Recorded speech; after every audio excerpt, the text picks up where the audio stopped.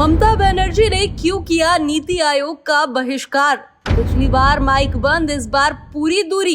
2047 तक विकसित भारत का मिशन, लेकिन बंगाल गायब। नई दिल्ली में शनिवार को आयोजित हुई नीति आयोग की अहम बैठक एक बार फिर से राजनीतिक विवादों की वजह बन गई है। बैठक में प्रधानमंत्री नरेंद्र मोदी की अगुवाई में देश को 2047 तक विकसित राष्ट्र बनाने की दिशा में राज्य के सहयोग को लेकर गहन चर्चा हुई। लेकिन इस महत्वपूर्ण बैठक में पश्चिम बंगाल की मुख्यमंत्री ममता बनर्जी की गैर हाजिरी ने सियासी हलकों में कई सवाल खड़े कर दिए हैं।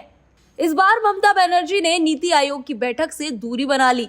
आधिकारिक रूप से इस निर्णय के पीछे कोई वजह नहीं बताई गई है, लेकिन तृणमूल कांग्रेस के सूत्रों ने दावा किया कि ममता बनर्जी पिछली बैठक में हुई घटनाओं से नाराज थी।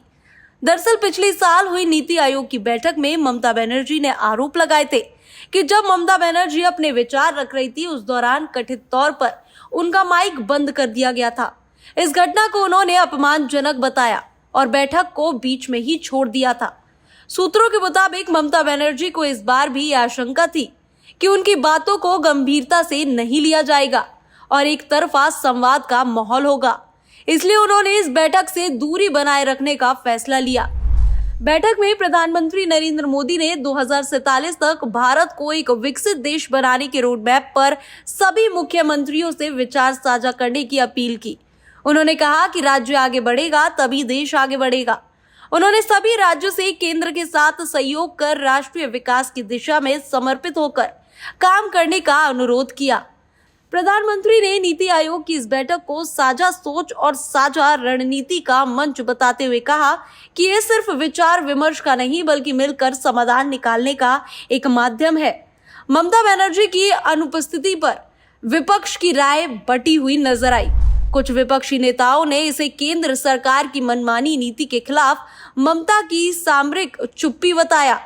वहीं कुछ ने ये भी कहा कि ऐसे मंचों से दूरी बनाना राजनीतिक दृष्टिकोण से ठीक नहीं है, क्योंकि ये जनता के व्यापक हितों से जुड़ा मामला है। भारत को 2047 तक विकसित राष्ट्र बनाने की दिशा में नीति आयोग की बैठक बेहद अहम थी, लेकिन पश्चिम बंगाल जैसे बड़े राज्य की सीएम की गैर मौजूदगी ने इस दिशा में राजनीतिक संवाद की गंभीरता पर सवाल खड़े कर दिए हैं।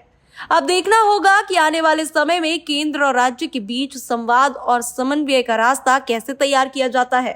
क्या इस दूरी को पार्टी के लिए कोई पहल होगी या फिर ये टकराव और बढ़ेगा, ये आने वाले समय में स्पष्ट होगा।